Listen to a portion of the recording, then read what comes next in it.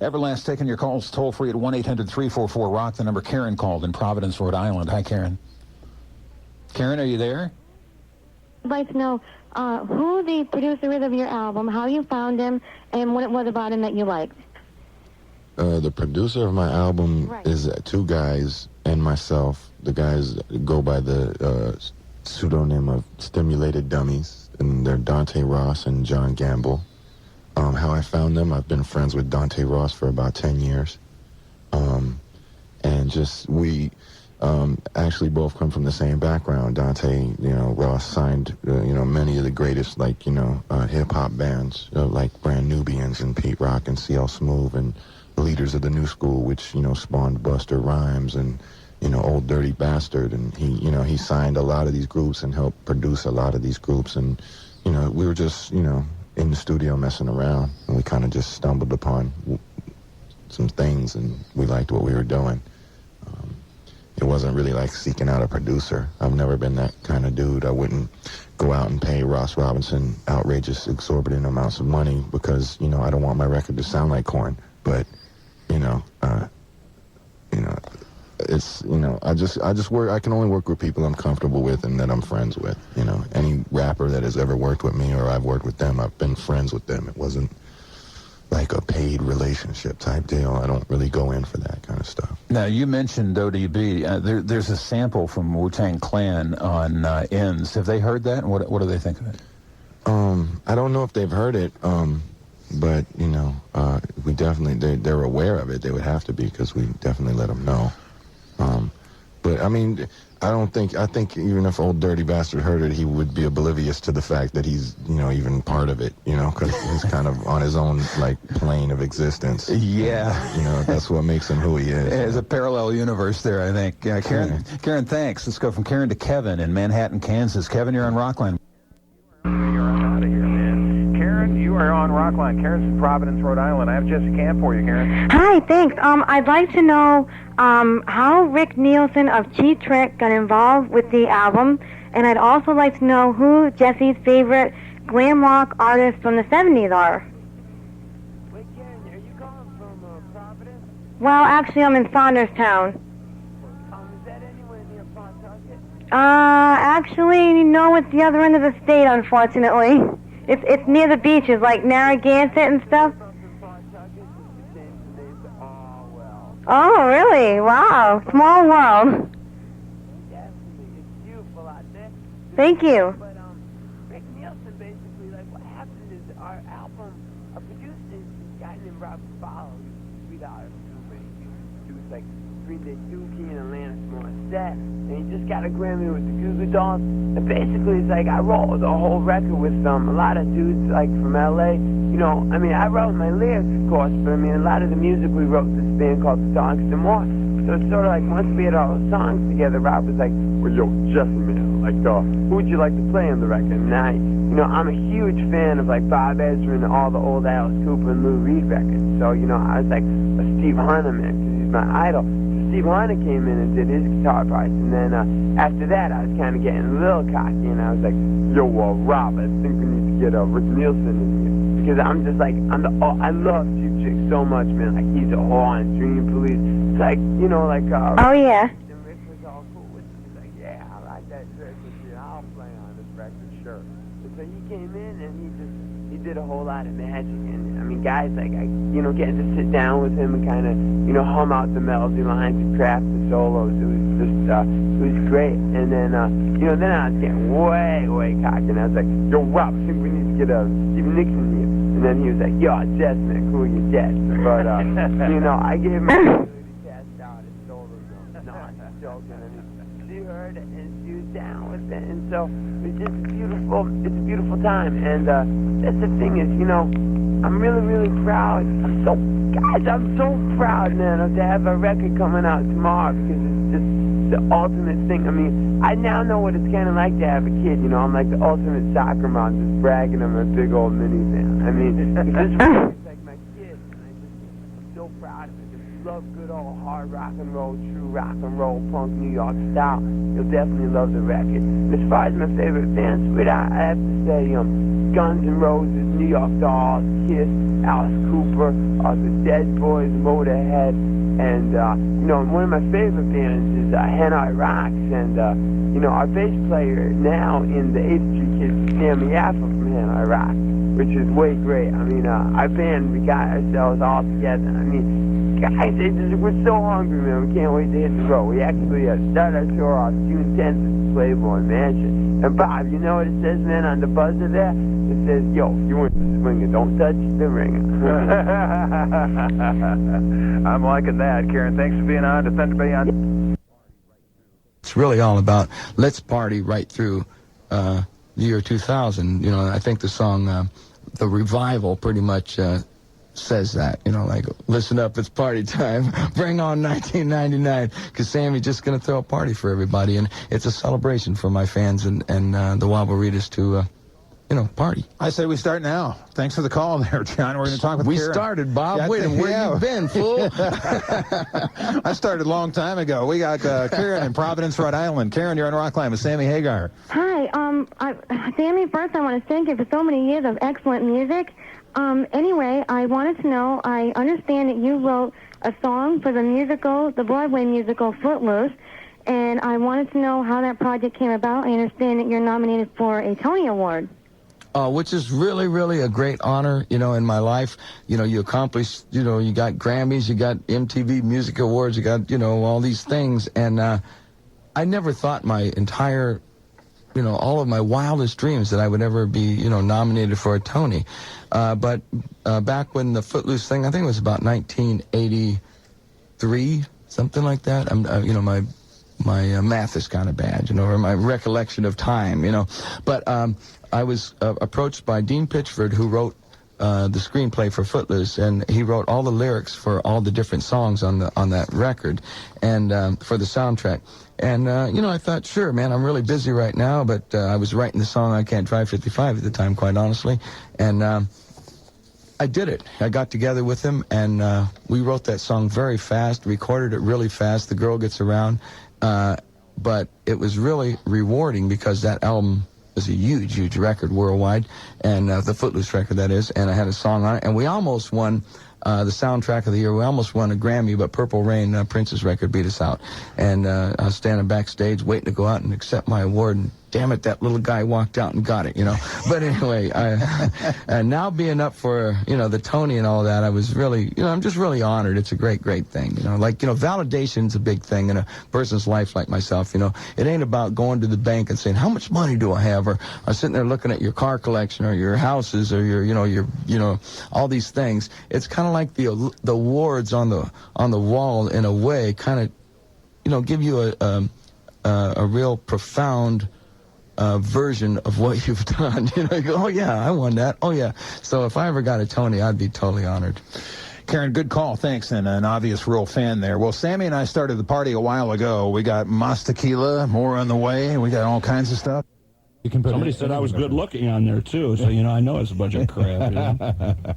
Joe, thanks. Let's head to Boston. We have Karen on the line. Karen, you're on Rockline with Cheap Trick. Hello, Cheap Trick.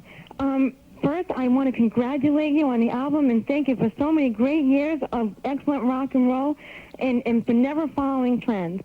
Anyway, I wanted to know... it's not purpose. Like success. Well, anyway, I wanted to know, I understand that Rick and Tom were both involved in the MC5 documentary this past fall, and I'd like to know how that project came about.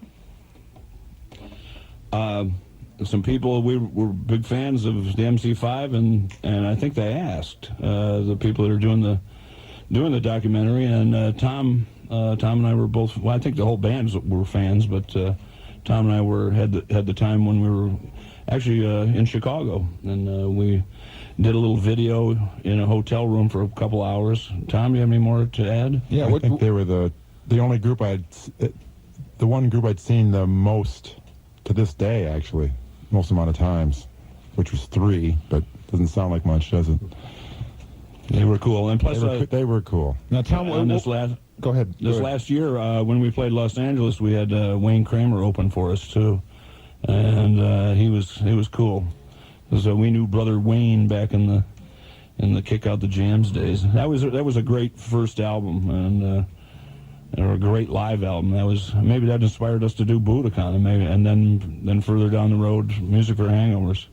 There was a really good music scene in Detroit at that time with the MC5 and Iggy Pop and Alice Cooper and on down the line. There was a lot of good stuff going on back then. Tom, what did you actually do? What was your involvement? What were you physically doing for this project? With the MC5? Yeah. They just asked us a couple of questions or if we had any good stories, and we didn't really, but that was it. We just sat around and talked about, what we were doing when we saw them and what happened, and, how much the people around us disliked them. Tom and I knew that was a good omen. Everybody around us hated them, and we thought, these guys are great. And it's like, they were like... Well, they were opening for Country Joe and the Fish at the time, so the audience wasn't really ready for them. We were. Now, what was the... Cool stuff. What is... I'm unclear as to what the project was for. Is this a VH1 type thing, or... Bigger. Bigger. Even bigger than that. Okay. We don't know. You don't know either, yeah. Okay. We just did it. We like the MC5, we did it. I'm going to ask you guys... Go ahead, Rick. Okay, yeah, we're actually going to be doing a thing about... Steve Marriott, I think, this weekend. Small Faces coming up too. I mean, we get asked to, because we're one of the bands that actually knew some of these guys from years ago. That back when they could have done all the documentaries they wanted on them, nobody did anything, and now they got to come and get secondhand information. So we pepper it with as much truth as we can. I'm going to ask you guys to play something live for Rockline listeners right now. Will you play "Old Caroline" for me? I'd love to hear that right now. Ready? Yeah, Cheap Trick live on Rockline. It's a 3-chord song for all of you that have no 3 chords: D minor, A minor, and G minor. You guys ready? Yep. 1, 2, 3, 4. Mix and remaster all the old stuff. Really? For DVD, yeah. Oh, the DVD's a wonderful format. Yeah. You can get so much on there. And the CDs will sound better too, yeah. Yeah, right along with it. Frank, thank you for starting us off tonight. We'll head to Boston and speak with Karen. Karen, you're on with John and Robbie from The Doors. Hi, I would like to know, I understand that there is a Doors tribute album coming out soon on Elektra, and that Smash Mouth have covered Peace Frog, and Robbie is actually on the track. I'd like to know how that collaboration came about. Well, it came about, I went down to the studio where they were playing, where they were going to record, and started hanging out with the guys, and we decided to play. We started jamming, and it was great. I don't think it's too imminent, though. What did she say? Going to be in the fall? Oh, yeah, I hope it's by Christmas, actually. You know what? It's the middle of June. It's going to be fall before you know it. Yeah. Were you guys aware of Smash Mouth and what they've done? Yeah, I liked them. They sound very Doorsy, of course, but I guess that's why we chose them. There's so many bands that have patterned themselves after the Doors, from Creed, Smash Mouth, on down the line. It's got to be flattering for you, I would think. Yeah, it's great. It's like, I don't like to hear a group that sounds exactly like us or anything, but when I hear a little, some kind of influence there, and they do it, with some hipness, I think it's great. Well, it's very fortunate for a band to have a song or two that stands the test of time, but the Doors have so many, and this is certainly one of them. Light My Fire on Rockline. Great, the new album's excellent. Saunderstown, Rhode Island. Actually, WBOS in Boston. Yeah. Right, that's okay.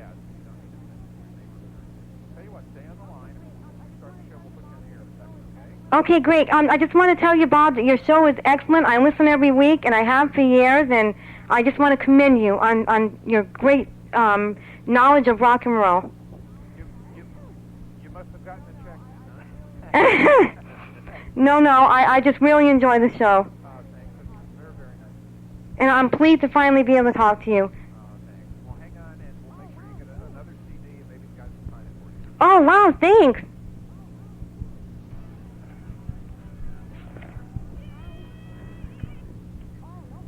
Hi. Hi, thanks for doing that, all right? Oh, no problem. Okay, we'll try to get you on as soon as we can. Show's getting ready.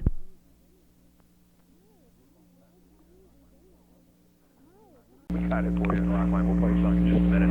To the Boston area, Karen, you're on the show. Welcome. Hi. Hello, Tommy and JY. I wanted to know, this question for Tommy, that you are featured on the upcoming Aerosmith tribute album covering Sweet Emotion. I wanted to know how you got involved with that, and I wanted to know which band you're in. Is it like Shore Blades or Damn Yankees or what? You mean on that record? Right. It was a mixture of musicians. Jack Blades and I wound up. I played guitar on it. Jack and I sang it. And darn, I can't think of who the bass is. A great rock player, bass player, a great rock drummer and bass player. But we came in and the track was already done.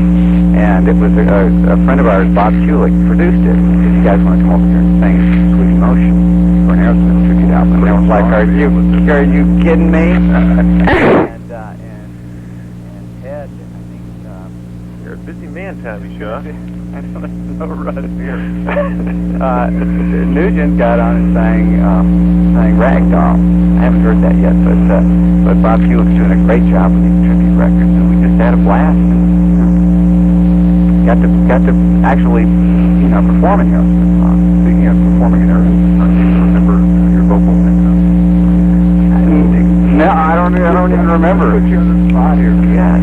So talk about things nobody. I don't even remember the words. Yeah. Well, that's close enough. And Nugent did Ragdoll on the vacation. Yes. Now I saw a line about Aerosmith. They backed out of Woodstock '99 because they're going to be in Europe. And the press release said, "We'll find a suitable band to replace Aerosmith." When you find out who that band is, let me know. No kidding. Who you're going to get. No kidding. Yeah. So back to ball. Karen, thanks. We're going to head to an interview. Welcome back to Rockline and Bob Coburn with Ted Nugent. Next week on Rockline, it's Carlos Santana. And that's going to be a good show, too. And you can now email your questions for us for Carlos Santana or anybody else on Rockline at rockline@aol.com. That's rockline@aol.com. Back to the phones we go for Ted Nugent from Boston, Massachusetts. From that area, we have Karen on the line. Welcome to the show, Karen. Hi. First, Ted, I want to say that Ragdoll is an excellent cover. I love Aerosmith, and your cover is excellent. I'm not big on covers either, so that's really a compliment. Anyway, I wanted to know how you feel the Internet has either helped or hurt the music industry, and why. Karen, I appreciate the nice comment, but you're talking to an electronic idiot. Anything electronic, if it gets downwind of me, it blows up. I have a web page for my Ted Nugent United Sportsmen of America, and my daughter and my staff take care of my websites and my different internet activities, my email and whatnot, because as soon as I try to get on my computer, stuff starts to burn and smoke. So I avoid that stuff. But I understand that eBay has a lot of rock and roll impact, and I understand that there's other ways that you can download music from the electronic gonzo highway out there. But quite honestly, Karen, I'm going to avoid it like the plague and stick with my bow and arrow and my guitar. I'm not really the guy to make an intelligent comment on that. Yeah, but you can see the difference that it's caused. I mean, just a casual observer, you may be computer illiterate, so to speak, but you can see it's just changed everything radically. Well, I think my observation, Bob and Karen, would be that when you get too much electronic stuff into the equation of creative juice flow, human life experience expression on an instrument, it tends to neuter the whole endeavor. And I'd like to think that though my electric guitar is my vehicle of expression, it is the strings on the wood plugged in straight to an amplifier without too much electronic warfare to desolarize the signal. And I think all the greatest musicians out there do in fact have that human, soulful, blood brother touch with the actual physics of spirituality of the instrument that they are expressing themselves on. So I can see where the electronics can take away the soul, and I try to avoid that like the plague. Karen, you heard it here on Rockline. We're headed to Raleigh, North Carolina. David, you're on the show. Hi. Hi. I can't thank him enough for believing in our music and really doing something about it. Well, shout out to Clive there. We're going to talk to Karen in Boston now. Karen, you're on Rockline with Carlos Santana. Hi, Carlos. First of all, I wanted to know, I Was curious about if you have any routine or something to keep your voice in shape after so many years of touring and performing. And my other question is, what do you think is the biggest changes within the music industry from the earliest days to the present of your career? Oh, man. No, I really don't do anything. I don't do anything that's harmful to my body. Basically, just drink a lot of water, play some tennis.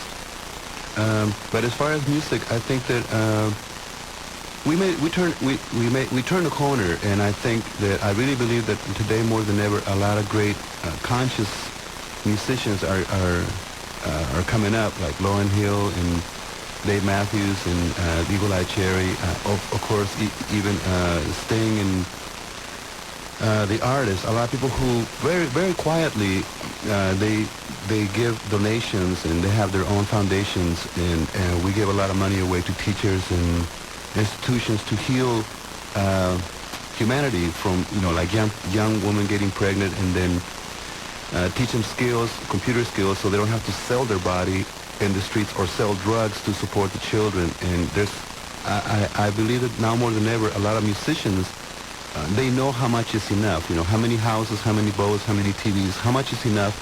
And there's a lot of musicians who know how much is enough, and when it's time to just start giving back. And so I'm very encouraged that a lot of musicians, Latin, Spanish, blacks and whites, are truly touching their heart and giving back to humanity by educating for teachers, and also for foundations like Doctors with No Borders, which all they do is heal, feed, or bury. And there's a lot of great foundations from conscious musicians. And you're too humble to mention your own, the Milagro Foundation, the Miracle Foundation, but thank you on behalf of a lot of people for that. You've done some tremendous work with that foundation. My pleasure. We're going to play a song now that features Everlast, and this is the first song he wrote after having open heart surgery, and said that he really did. Your number's toll-free 1-800-340. Here, call from Providence, Rhode Island. It's Karen. Welcome to Rockline. Hello. Hi. First of all, okay, I have two questions. First, this is for Brian. I wanted to know, I understand that you shot your second independent film last year called The Space Between Us, and I wanted to know some details about it, what type of film it is, and when it got released and stuff. And my second question is basically for the whole band. I just wanted to know how involved the Verb Pipe get in the filming of their videos. Good question. Thanks. The first thing was The Space Between Us hasn't been released yet. The first movie that I did was Roadkill, and that just got picked up by Paramount, I believe. But Space Between Us is a movie with Gary Marshall's also in it, and mostly a lot of B-movie actors, but very fine actors. Bobby Montgomery. It's a fun little movie, and I've got a really small part. I play a graffiti artist, and I get to wear a gold tooth, and so that's a lot of fun. And I have one line which I can't say on the air. Sorry. And as far as the rest of the guys, It's quite a process going through treatments for a video. It's a pretty lengthy process, actually.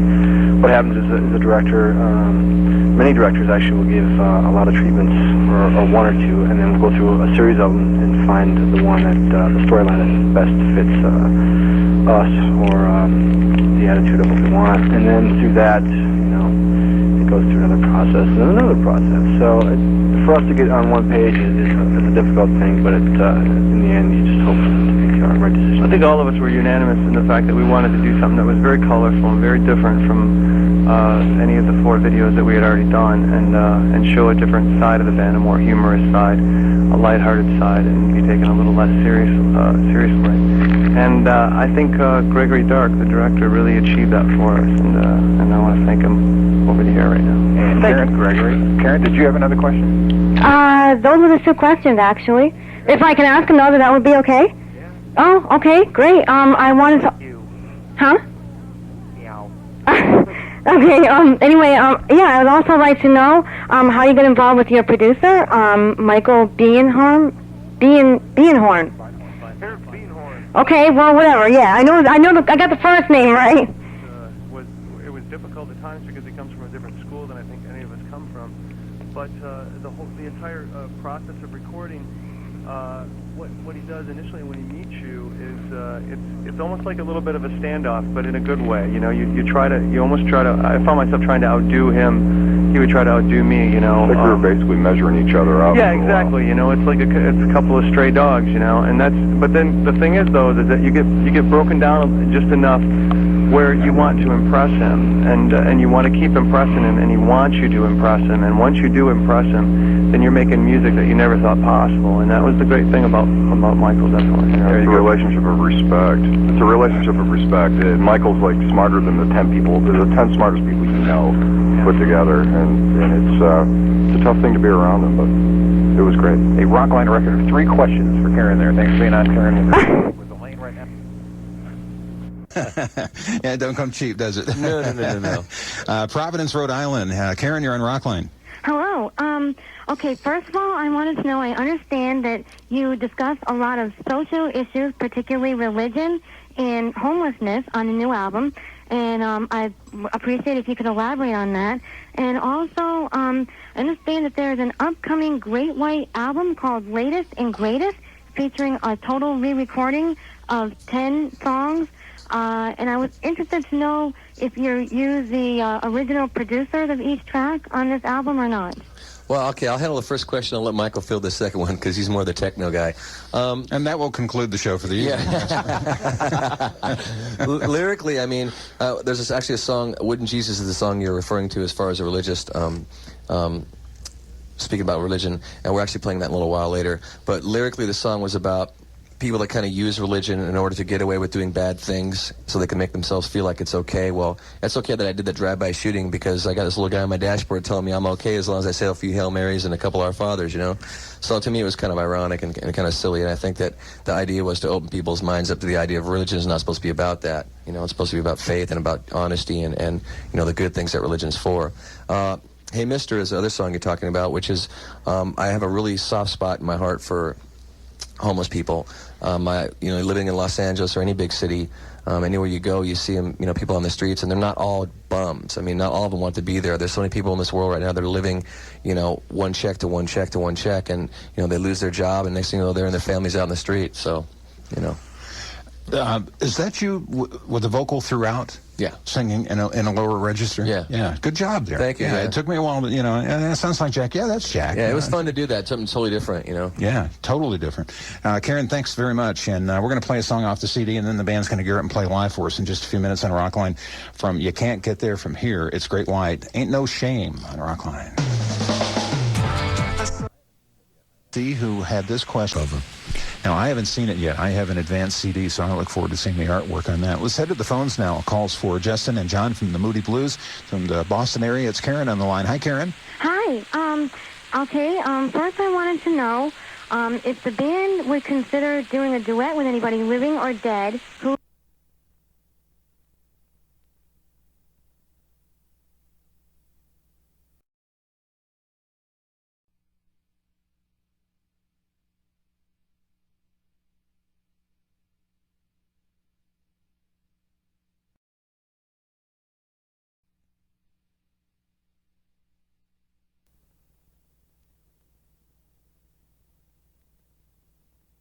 That's 7625.